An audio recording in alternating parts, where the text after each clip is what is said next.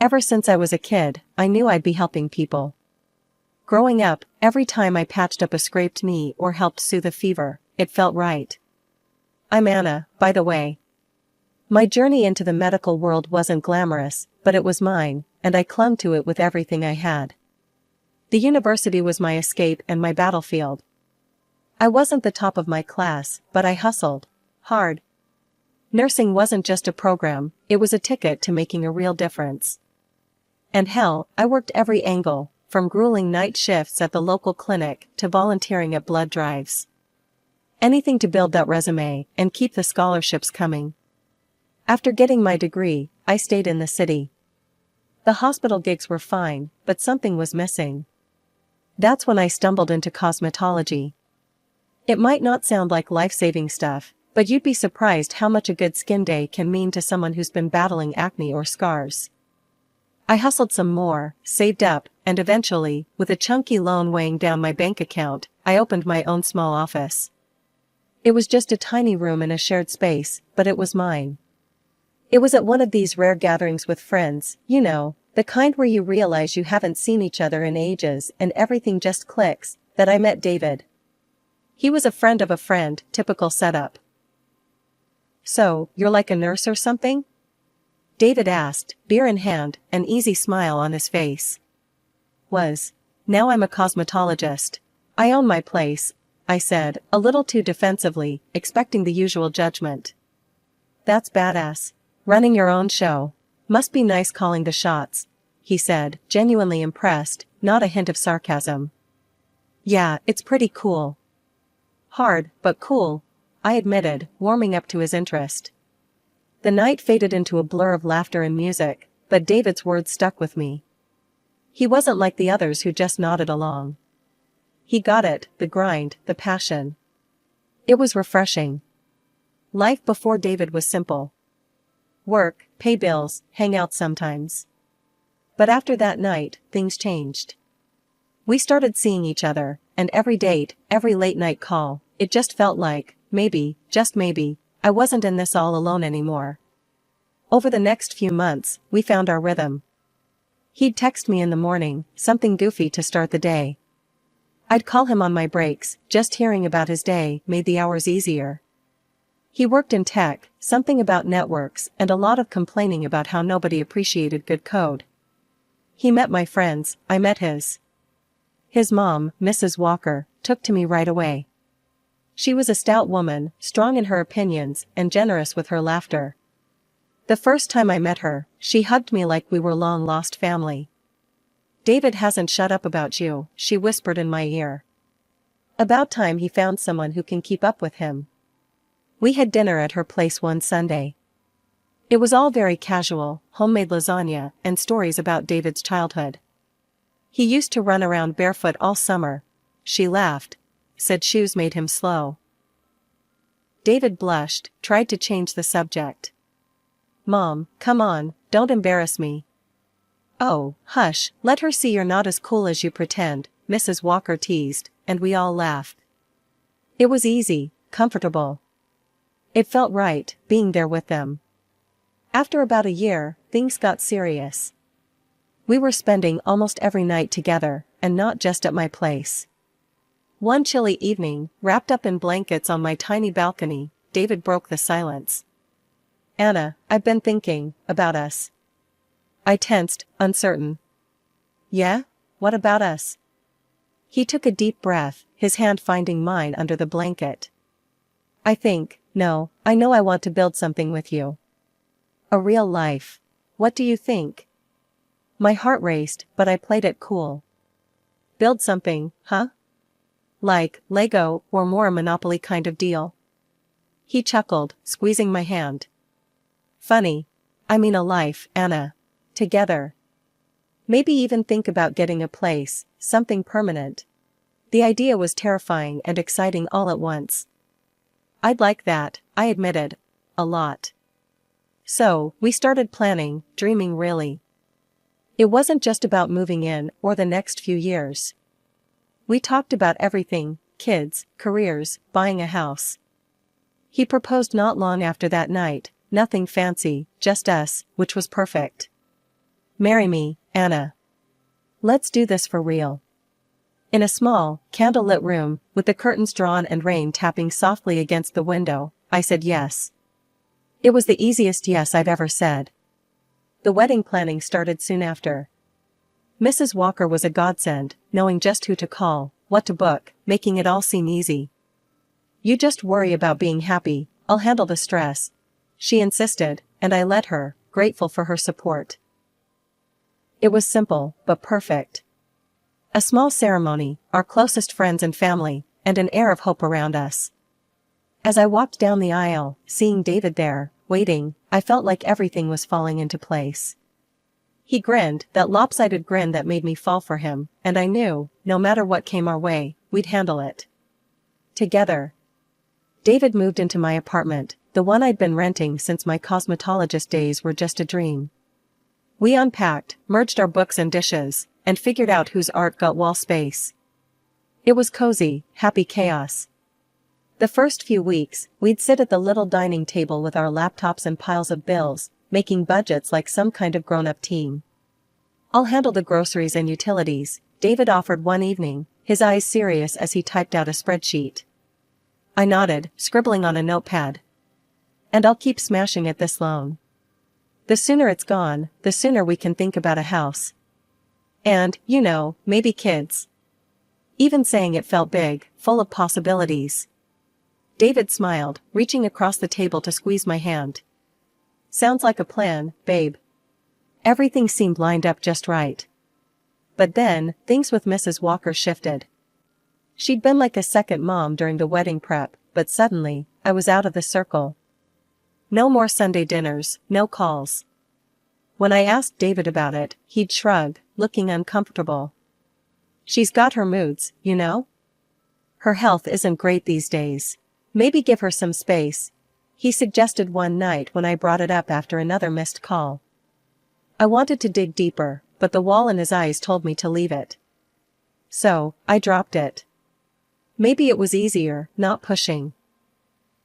A year into our marriage, though, another crack appeared. David's steady support began to wane. Bills piled up on my desk, and his contributions dwindled to nothing. I found myself covering everything, from rent to the electric bill. Babe, what's going on? I finally confronted him one evening, bills in hand. This is the third month you've not chipped in. David looked away, tension in his jaw. It's my mom. She's really sick, Anna.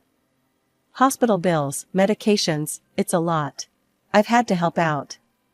Okay, I get family first, but we're supposed to be a team. You should have said something. I snapped, feeling both worried and betrayed. I know. I'm sorry, babe. Just, can you handle things for a bit longer? I'll make it up to you, I promise. His voice was earnest, pleading. So, I tightened our belts. I called my parents, hating every minute of it. Mom, Dad, I hate to ask, but could you help out a little this month? Just until we get back on our feet. They said what they could, never asking if David was pulling his weight. I didn't have the heart to tell them he wasn't. Work became my refuge and my prison. I skipped lunches, booked clients back to back. Sundays off became a memory. I barely saw David, he was either at work or helping his mom. Our apartment felt too big without him, the silence too loud. One rare evening together, I tried to bridge the gap. We're in this together, right? Tell me what's going on, really. David, looking worn and thin, just shook his head. It's just really bad right now. Mom's fading, and I can't think beyond that. I nodded, swallowing my frustration. Okay, but remember, I'm here. We're supposed to do this together. Over a year had passed since David started shifting all his financial responsibilities onto me. Meanwhile, I managed to pay off the loan for my office. Finally, that tiny room was all mine, every inch a testament to the sweat and late nights I'd poured into it. But as my professional dreams solidified, my personal life with David crumbled. Money, or the lack of it, became a constant shadow over us. He'd promised things would get better once he took on a second job, but if anything, they got worse. David was never home, and the few bucks he contributed might as well have been pennies thrown into a well. One night, when I heard the door creak open way past midnight, I couldn't hold it in any longer. I sat at the kitchen table, bills and overdue notices spread out like a deck of bad luck. "David," I started, my voice tight. "We need to talk. This," I waved at the pile, "isn't sustainable." He sighed, a deep, weary sound, and sank into the chair opposite me. He looked as run down as I felt. "I know it's tough, Anna, but I'm doing everything I can. Mom's bills are they're killing me." "And what about us? Our bills?" I shot back, frustration spiking. "When is it going to be enough, David?" David looked at me, really looked, and for a second, I thought he might finally understand. But then he dropped the bomb. Maybe we could sell your office? Just until things stabilize. It would give us some breathing room." I stared at him, disbelief and anger swirling into a nasty knot in my stomach. "Sell my office? My dream? That's your solution?" I stood up, pushing my chair back so hard it screeched against the tile. David flinched, but pushed on. "It's just until we get back on our feet. I'm out there busting my ass every day and night, Anna." "And what? You think I'm not?" My voice rose, sharp and raw. "I built that business from nothing while paying half our bills on my own. And you want me to just give it up?" He stood too, anger flashing in his eyes. "Then what do you want me to do? Huh? Let my mother starve? That's not fair, and you know it." I was yelling now, too far gone to care about keeping it together. "I want a partner, David, not just a roommate who leaves me to handle everything alone." We glared at each other, the air between us thick with unsaid things and regrets. Finally, David turned and walked away, the conversation unresolved, leaving me standing there, feeling more alone than ever. Our fights became frequent, each one chipping away at what was left of our marriage. Every discussion about money ended in raised voices and slammed doors. I began to wonder if the man I married was still there, somewhere beneath the stress and the desperation. It was an unusually quiet Tuesday when I decided to head home early after a client canceled last minute. I wasn't too upset about it, the extra time gave me a chance to catch up on some much-needed rest. Pushing open the door to our apartment, I was surprised to find David frantically ironing his black suit, the one he only wore to weddings or funerals. The sight stopped me dead in my tracks. "David, what's going on? Why are you all dressed up like that?" My voice echoed slightly in the hallway, tinged with confusion. He jumped a little, clearly not expecting me. His face went pale, then flushed, a clear sign he was nervous. "It's my mom, Anna.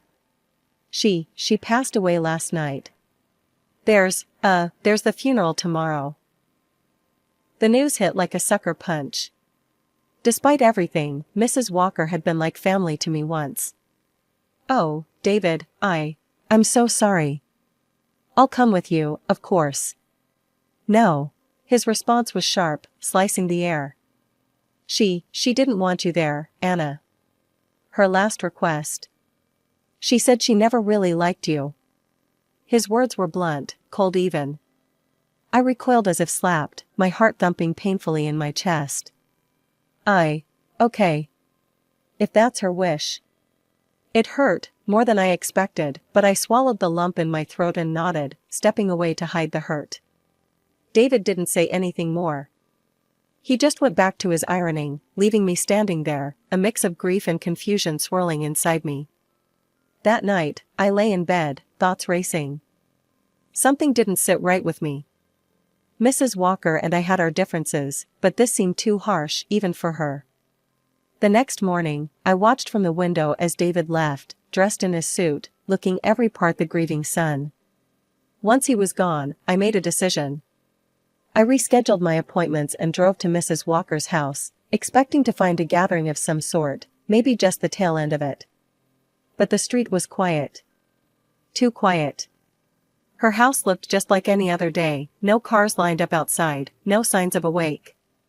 Confusion led me to the front door, and on impulse, I rang the bell. The door swung open, and there she was, Mrs. Walker, very much alive, staring back at me with wide eyes. My heart stopped, then started at a sprint. You're alive?" She took a step back, her own face a mask of shock. "Anna? What on earth, why would you think otherwise?" David told me you were." The words tangled in my throat, too surreal to voice fully. "Dead?" She finished for me, her brow furrowing in confusion and concern. "My God, no. Come in, Anna. We need to sort this out." Numbly, I stepped inside, the familiar smells of her home wrapping around me like a bewildering comfort. We sat at her kitchen table, the same place we'd shared many cups of coffee. "I don't understand." "He said there was a funeral today. He was so upset." My voice trailed off as I pulled out my phone, the need to confront David growing urgent. But just as I was about to dial, my phone buzzed with a notification. David had started a live stream on Instagram.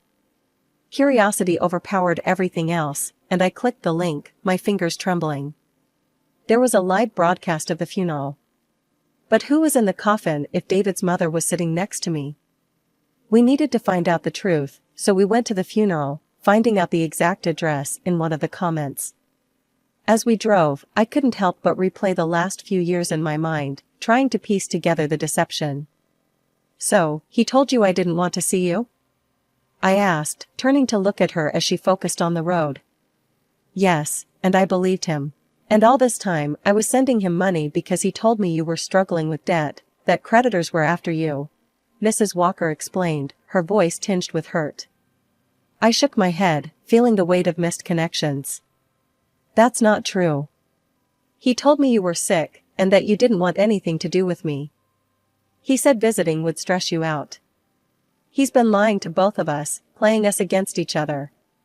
We drove in silence for a while, each lost in our thoughts, until we reached the cemetery. It looked exactly like you'd expect a place of mourning to look, somber, quiet, with people dressed in black milling about. We parked a little distance away, not wanting to draw attention to ourselves. As we approached, we stayed on the fringes, close enough to hear, but far enough to remain unnoticed. I spotted David, standing beside a grave with a group of people I didn't recognize. They were all consoling him. Curious and cautious, we edged closer to some of the attendees who looked less involved. Mrs. Walker nudged me, and I cleared my throat before speaking to a somber-faced woman standing nearby. "Excuse me, I'm so sorry for your loss. We just heard and came as soon as we could. May I ask who passed away?" I kept my voice low, respectful. The woman looked at us with sad eyes. "Oh, thank you. It's my niece, poor thing. She fought long and hard against her illness. A year of marriage and now this tragedy." My heart stuttered. "Your niece was married too?" She nodded toward David. "Yes, to that young man there. They were so in love. Heartbreaking." The pieces clicked, each one a betrayal. I felt Mrs. Walker stiffen beside me, her breath catching. "He's been living a double life," I said, the words tasting foul in my mouth. Mrs. Walker covered her face with her hands briefly, before looking at me, her eyes fierce. "We can't let him get away with this. Not only has he lied and cheated, but he's also played us for fools. Let the funeral end, see where he goes, who he talks to." So, we waited, hidden in plain sight among the mourners, watching as David played the grieving husband. It was a performance worthy of an award, and under different circumstances, I might have applauded the sheer audacity of his deceit. After the funeral, Mrs. Walker and I slipped into her car, keeping a low profile as we trailed behind David and the grieving parents of the woman he claimed to love. They drove to a large, beautiful house, its door standing open. We parked a bit away and walked up quietly, unnoticed in the chaos of guests and condolences. Stepping into the house, the murmur of voices from the living room guided us. We hovered just out of sight, catching the tail end of a conversation that made my blood run cold. "He's like a son to us now," the deceased woman's father was saying, his voice thick with emotion. "And we've decided, in light of our daughter's passing, to leave him everything, the house, our business. It's what she would have wanted." David's response was choked, a sob breaking through. "Thank you." I've lost my parents years ago, and having a family again means everything to me. Suddenly, Mrs. Walker couldn't contain herself any longer. She burst into the room, her voice a sharp crack in the solemn atmosphere. When exactly did I die, David? The room fell silent, all eyes snapping to where we stood. David's face went from grief-stricken to ghostly pale, his eyes wide with shock. I followed Mrs. Walker in, my own anger bubbling over. Yeah, David, what's going on? How could you marry again?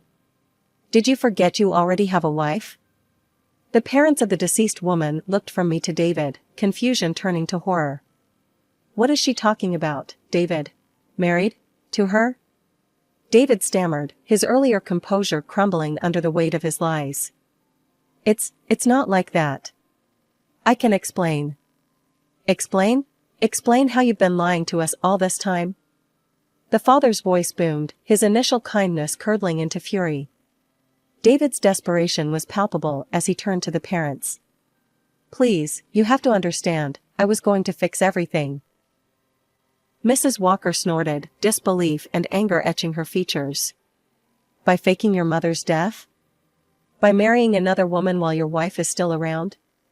David looked at me then, his eyes pleading. Anna, I'm sorry. I got into some trouble, some really bad debts with dangerous people. I thought I could fix it before it got out of hand. The deceased woman's mother finally found her voice, her grief morphing into outrage. Get out of our house. We will be calling our lawyers. You will give back every single penny. On the front lawn, as David was escorted out by the father, Mrs. Walker turned to him, her voice cutting through the crisp air. I don't ever want to see you again. You are no son of mine. David collapsed to his knees on the pavement, crying out, Please, don't leave me like this. They'll kill me. I just need a chance to make things right. I watched, numb, as he reached for us, his tears leaving trails on his cheeks. But there was nothing left to say. I turned away, the final shred of any affection I might have had for him withering in the harsh light of his deceit. The morning after David's deception unraveled before the world, I was sitting across from my lawyer, a steely-eyed woman named Sharon who had come highly recommended. So, you're telling me he forged my signature on divorce papers? I asked, still grappling with the breadth of David's betrayal. Sharon nodded, her lips a thin line. Exactly. And it was this forgery that allowed him to marry again legally. We've got a clear case for fraud. By the afternoon, I was at the police station, recounting everything to a sympathetic officer who promised they'd take it seriously. True to their word, the wheels of justice spun faster than I'd expected. David was conditionally convicted of document forgery within weeks. During this whirlwind, I also demanded financial restitution for the years I'd unwittingly supported his double life. Between my claims and the lawsuit filed by the parents of his second, late wife, David's facade of a successful, if secretive, life crumbled spectacularly. He did pay, both financially and morally. With his assets liquidated to cover the settlements and his reputation in tatters, David fled the country, chased by the debt still snapping at his heels. With the money I received, I poured my energy into expanding my cosmetology office. New equipment, a fresh coat of paint, and 2 new hires later, it felt like I was finally rebuilding from the ruins David had left behind. In the midst of the chaos, a new, unexpected chapter of my life began. I discovered I was pregnant. The news brought a whirlwind of emotions, fear and joy inextricably linked. But when Mrs. Walker heard, her reaction was nothing but supportive. Anna, this is wonderful news. Say you'll let me help, let me be a part of this child's life. Heaven knows, after everything with David, I need something good to focus on. She assured me over the phone, her voice warm and unwavering. Mrs. Walker not only supported me but went so far as to include me and my future child in her will, making us her sole heirs. It was more than I could have ever expected, and it solidified our bond, forged not by blood but by shared trials. We often spent afternoons together, planning for the future, discussing how we'd decorate the nursery, and talking about what we'd teach the little one. The betrayal that had brought so much pain had also brought unexpected gifts, and I found solace in that silver lining.